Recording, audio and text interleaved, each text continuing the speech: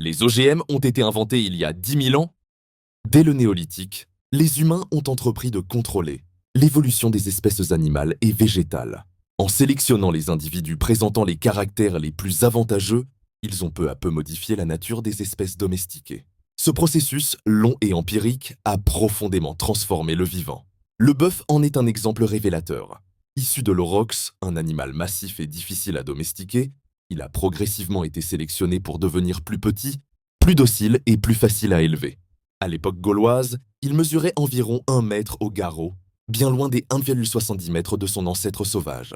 Cette transformation répondait aux besoins humains. Un animal moins dangereux, plus adapté au travail ou à la production de viande et de lait.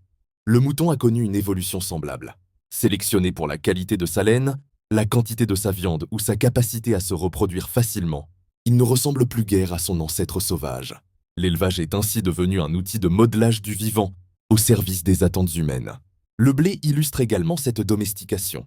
À partir d'espèces sauvages comme l'engrain, Triticum monococcum, les premiers paysans ont sélectionné les épis dont les grains restaient accrochés à la tige, facilitant ainsi la récolte.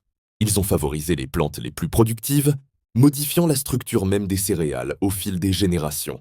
Ce contrôle a nécessité une connaissance fine des cycles biologiques et une adaptation aux contraintes des milieux cultivés.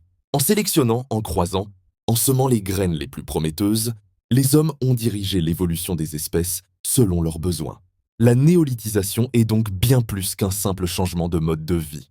C'est le début d'une coévolution entre l'homme et les espèces qu'il transforme, au prix d'une domestication progressive de la nature.